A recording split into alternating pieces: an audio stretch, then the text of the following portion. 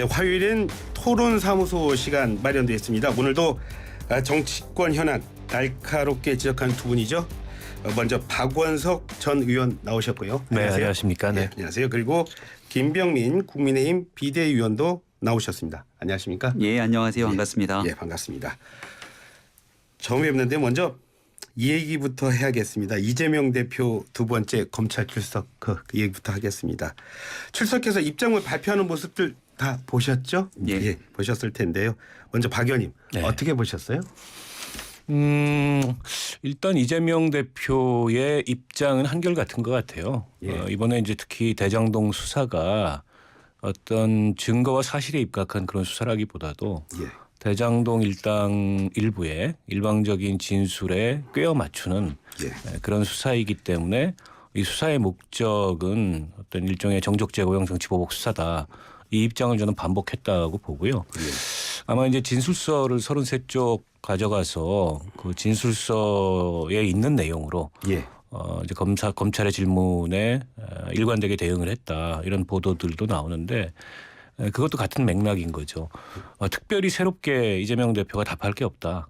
왜냐하면 어차피 짜놓고 질문을 하는 거기 때문에 괜히 그 답변의 논리적 허점이나 이런 것들로 인해서 빌미를 주기보다는 사전에 준비된 답변으로 대응을 하겠다. 일종의 이제 피의자가 가질 수 있는 방어 전략 차원에서 그런 대응을 했다고 보입니다.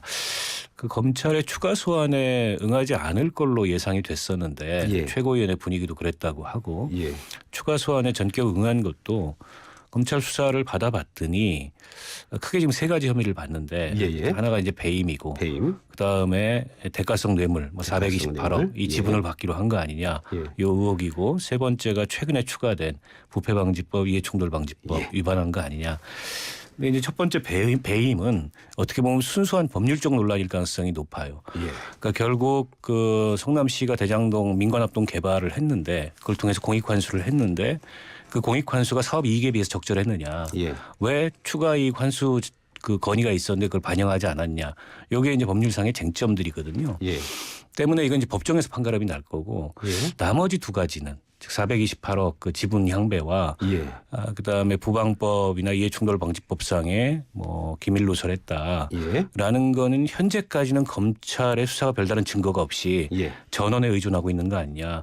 이런 상황에서 굳이 불출석을 해서 이게 증거인멸의 시도다. 이런 어떤 그 구속영장 청구의 빌미를 줄 필요도 없고 방탄 프레임이다. 이런 정치적 비난에 내몰릴 필요도 없다. 이런 판단 끝에 아마 전략적으로 출석을 하기로 한 게 아닌가 싶습니다.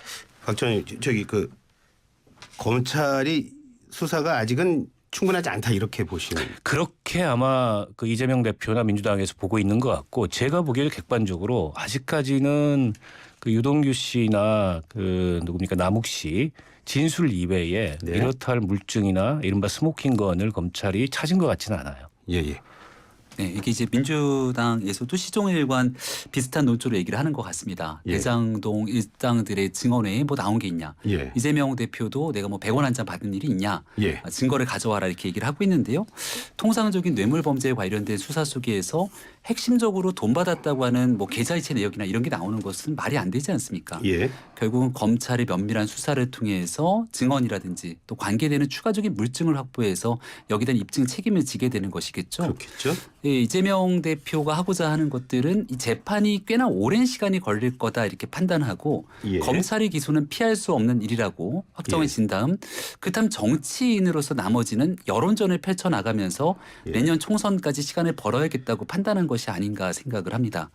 그러니까 이제 조사를 받는데 조사에 검찰의 100쪽이 넘는 질문지에 어떤 내용들이 있는지 확인도 되지 않는 상태 속에서 33페이지짜리 진술서를 써갖고 간 다음 언론에 미리 공개를 해버렸거든요. 근데 그 진술서 아마 많이들 보셨겠습니다만 초창기에 초반부의 상당 내용들은 여기에 대한 범죄 혐의에 대한 논리적 구성보다는 정치적으로 검찰을 공격하게 되는 현 정부에 대한 비난 일조의 내용들이 상당수를 차지하게 됩니다.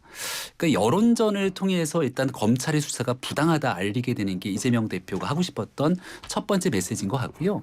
두 번째는 법리적으로 조금 깊게 들어가면 이 관련된 배임, 뇌물 약속, 부패방지법 위반 등 이재명 대표 개인에게 연결돼 있는 건이라면 여러 쟁점들이 있을지 모르겠는데 이재명 대표를 가장 괴롭게 만드는 것 중에 하나가 바로 본인의 분신, 예. 측근 중에 측근이라고 얘기했던 정진상 실장과 김용 부원장이 구속 아닙니까? 예. 근데 그 중간에 연결 역할을 하게 됐던 정진상 실장에 대한 언급은 33페이지 진술서 어디도 존재하지 않는다고 합니다. 예. 그러니까 검찰이 밝혀내야 되는 핵심적인 연결고리에 대한 내용들은 다 뒤로 빼버리고 본인에게 유리한 내용들만 언론전을 펴게 되면서 아 이런 게 문제가 되지 않는데 검찰이 너무 과도하게 예. 대통령 선거에서 진 이재명 대표를 압박하고 정치 탄압에 나서는 거다라고 하는 프레임을 잡고 있다. 뭐 이런 생각이 지우기는 어렵습니다. 예. 다만 이제 궁금한 거 하나는 예. 구속영장 선고에 대한 두려움, 뭐 걱정 때문에 예. 여기에 대한 소환조사, 2차 소환조사에 응한다라는 언급들도 있는데요. 예. 지금 민주당이 갖고 있는 160구석의 방탄이면 영장을 청구하더라도 그 영장이 무용지물이거든요. 예. 예. 체포동의안이 부결되면 그만이니까. 예. 그런데 최근 검찰이 출석하는 이재명 대표를 위해서 단일 대우를 형성하는 분위기를 계속 만들어가는 걸 보면 예. 민주당 내에서도 이재명 대표의 사법 리스크와 그리고 당 차원의 대응을 분리해야 된다는 목소리가 계속 나오지 않습니까? 예. 결과적으로 이재명 대표 만약 구속영장을 검찰이 치게 되면 예. 여기에 대해서 무기명 투표로 진행되게 되는 이 체포동의안에 대한 혹시나 가결에 대한 걱정까지도 하면서 이 모든 일들을 진행하고 있는 것은 아닌지에 대한 생각까지 드는 대목인데요. 그래서 이번 주 토요일에 장외 집회에까지 나가게 되는 그 일련의 상황들이 민주당 지도부가 이렇게 하나의 목소리를 내고 있는 것이 아닌가 생각합니다. 체포동의안에 대한 가결에 대한 걱정 때문에 지금 장애 그런 집회까지 걱정까지는 없을 거고요. 다만 이제 당내에 지금까지는 단일 대우를 유지하고 있는데 검찰이 체포동의안을 내고 또 그에 대해 검찰이 이제 구속영장을 청구하고 예. 또 국회 체포동의안이 제출되면 그로 인해서 당내에 이제 여러 갈래의 목소리들이 나올 가능성이 있고 이게 이제 당의 대응에 어떤 균열을 가져오고 또 대여 관계에 있어서는 그러면 또 방탄국회하는 거 아니냐. 이런 이제 정쟁의 소지가 커질 수 있어서 예. 그런 것들이 전부 이제 빌미가 되지 않습니까? 예. 그런데다가 여론 흐름을 보면 최근 조금 달라지긴 했지만 예. 여전히 검찰의 수사는 정당한 수다 이런 여론 흐름이 높아요. 예. 예. 이제 그런 여론도 한편으로는 의식을 하는 거죠. 예. 예. 그리고 검찰이 구속영장을 청구했는데 체포동의안을 국회에서 부결시키는 것보다는 예. 예. 아예 구속영장 청구에 빌미를 주지 않겠다. 제1야당 대표가 뭐 어디로 도주할 우려는 없고 또 지금 압수수색도 굉장히 세밀하게 진행이 된 상황에서 예. 증거인멸의 우려가 있다고 보기도 어렵고 예. 근데 이제 수사 불응만 하지 않는다면 검찰 예. 수사에 협조만 한다면 예. 검찰이 과연 체포동의안을 청구할 명분이 있겠나 예. 이런 여러 가지 판단을 종합해서 그렇게 이제 결정을 내린 것 같고요. 국민보고대회 형식의 장외 집회를 한다는데 오늘 오전에도 뭐 정성호 의원 이재명 대표하고 비교적 가깝다는 평가를 듣는 어디 방송에 나와서 하시는 말씀을 들었더니 예. 이걸 과거에 이제 조국 사태처럼 예. 여권에서는 이제 끌고 가려고 하는 거 아니야 민주당이 이렇게 비난을 하는데 예. 이제 그렇게 가져갈 생각이 없다. 예. 그렇게 되지도 않을 거다. 예. 그러니까 일종의 이제 일회성 예. 그런 집회가 될 가능성이 높아 보이고요. 예. 또 실제 저거를 그 장외에서 장기간 끌고 갔을 때 민주당이 가질 수 있는 실익도 없습니다. 예. 어찌됐건 원내에서 국회 제1당으로서 뭐 민생 문제라든지 경제 문제라든지 가뜩이나 최근에 에너지 가격, 뭐 난방비 문제 이런 걸로 인해서 시민들의 불만도 굉장히 커져 있는데 예. 그런 것에 이제 책임 있는 정책 대안을 내고 하는 모습을 보여야 예. 수사는 수사고 또 민생은 놓지 않는다 이런 평가를 받을 수 있는데 예. 장외에서 집회 몇 번 한다 그래가지고 이재명 대표에 대한 수사를 멈출 수 있는 것도 아니고 예. 당장에 윤석열 정부한테 어떤 정치적 타격이 커지는 것도 아니고 혹여라도 민주당이 이제 그런 식의 대응을 계속 장기화해 간다면 예. 그건 제가 보기에는 뭐 스스로 전략적으로는 마이너스를 가져오는 그런 결과가 될 거라고 봅니다. 김 의원님은 네. 그 거리로 나간다는 민주당에 대해서 어떻게 보십니까? 이재명 대표의 또 다른 소환 조사가 아니었다면 예. 이재명 대표의 사법 리스크가 아니었다면 예. 지금 상황에서 민주당이 이런 무리한 장외 집회를 할 이유나 동력이 있었을까라고 되묻고 싶습니다. 예. 그러니까 저는 아니었을 거라고 확신하거든요. 예. 지금 뭐 윤석열 정부의 무능, 실책 뭐 여러 가지 얘기를 합니다마는 예. 벌써 집권한 지 1년 가까운 시간이 지났고 그동안 예. 민주당은 수도 없이 많이 윤석열 정부에 대한 비난의 메시지를 쏟아오지 않았습니까? 예. 하지만 정권에 관련해서 정권을 인정하지 못한다는 장외에 많은 집회들이 있더라도 예. 당 전체가 아예 장외로 뛰어나갔던 모습들은 찾기가 어렵죠. 예. 왜냐하면 국민들께서 경제적으로 어렵고 힘든 위기 속에 제1야당이 책임을 방기하고 장외에 나가겠다는 것에 대해서 선뜻 동의하기가 쉽지 않을 겁니다. 예. 난방비 문제를 비롯해서 경제적으로 꼭 해결해야 되는 실력 있는 야당의 모습을 보여주려면 예.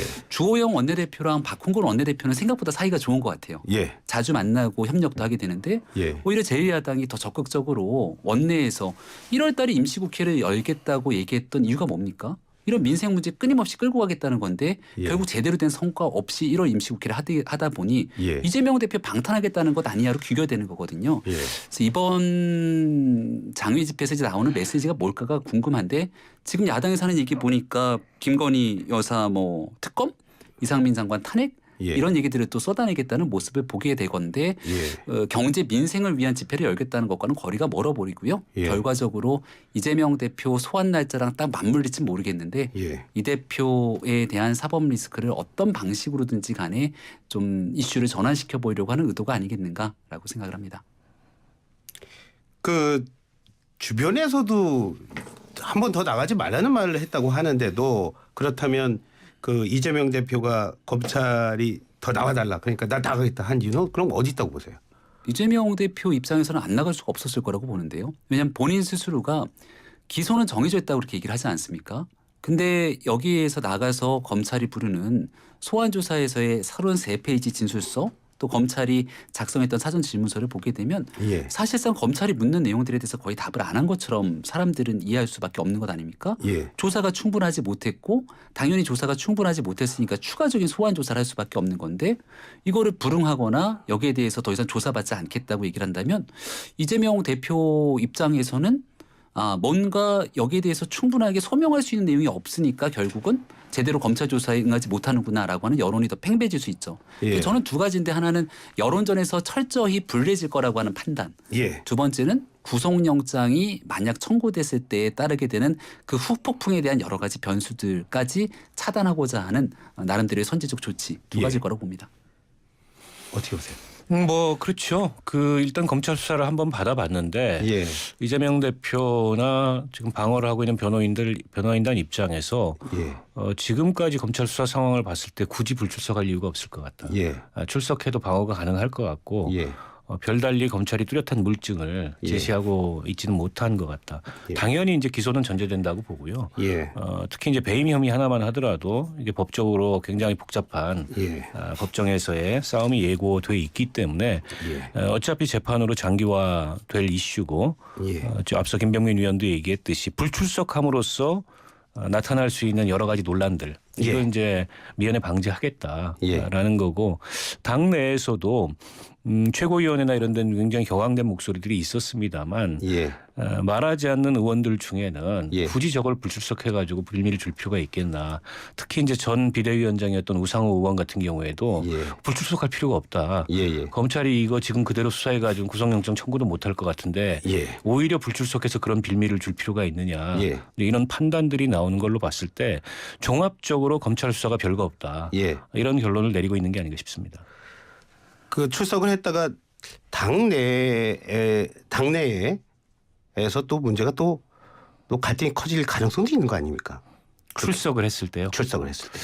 그럴 가능성은 검찰을 제가 통해서 뭐 보기에는 얘기가 나온다 해서 그럴 일은 없을까요? 그럴 가능성은 현재로서는 별로 없어 보입니다. 왜냐하면 물론 이제 불출석을 강하게 주문하거나 예. 주장했던 조금 이제 강경한 목소리들도 어쨌든 이재명 대표가 간곡하게 예. 내가 이런 이유로 출석을 하겠다고 얘기를 했고 예. 더 나아가서는 검찰 앞에 나오지 말아달라. 예. 지지자들도 의원들도 예. 내가 변호인이랑 가겠다. 예. 검찰 앞에 우르르 나오는 모습이 예. 계속 이제 방탄 논란을 재현시키고 그렇잖아요. 또 이게 제1당 대표로서 힘자랑하는 거 아니냐. 예. 어찌됐건 간에 검찰의 수사를 받으러 가는 예. 입장에서 예. 이런 비판도 있고 이게 이제 중간층 여론에 곱게 보이지 않을 수 있기 때문에 예. 그렇게까지 얘기하고 있는 상황에서 뭐 출석했다 그래서 거기에 반발하는 목소리가 있을 것 같지는 않고요. 예. 일단 앞으로의 이제 검찰이 이재명 대표를 그렇다고 계속 부를 수는 없을 거고 예. 아마 다음번 출석 정도가 마지막일 것 같은데 물론 이제 또 다른 혐의로 부를 수는 있겠죠. 예. 그러나 대장동 관련해서는 마지막일 것 같은데 과연 검찰이 이재명 대표를 두 번 출석시켜서 수사를 한 뒤에 예. 구속영장까지 청구를 할지 아니면 그냥 불구속 기소로 가늠을 할지 이 상황도 한번 지켜봐야 될 것 같습니다. 어떠세요? 네. 일단은 이재명 대표가 과거에 했던 또 말들 있잖아요. 예.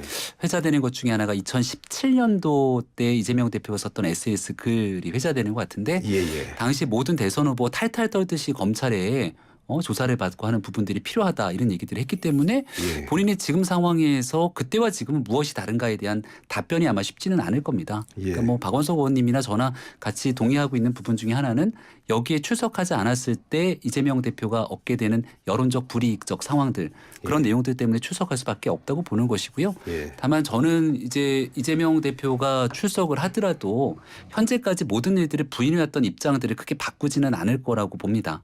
근데 그런 방식으로 조사를 임하게 되면 이 민주당의 인사들이나 많은 사람들은 제1야당의 대표이기 때문에 증거인멸 도주의 우려가 없지 않냐 이렇게 말씀을 주시거든요. 그렇죠. 그러니까 이른바 구속영장 청구에 대한 이유가 없다는 얘기를 하고 있는 겁니다. 예. 근데 그런 방식으로 보게 된다면 이명박 전 대통령, 박근혜 전 대통령 등 대한민국이 직전 바로 대통령을 지냈던 사람들이 이 도주할 우려가 어디에 있겠습니까?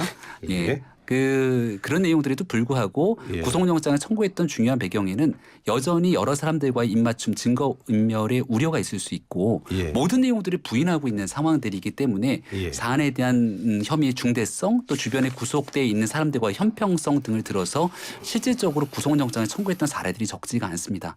그래서 만약 이번 조사를 통해서도 똑같이 모든 일들을 부인하는 방식으로 이재명 대표가 일관하기 시작한다면 검찰의 최종 선택이 구속영장을 청구하지 아니할 수 없는 그런 상태로 갈 가능성 도 꽤 있다고 봅니다. 예, 토론 잠시 끊고요. 조금 뒤 2부에서는 대통령실의 김의겸 대변인 고발 얘기부터 다시 나눠보도록 하겠습니다.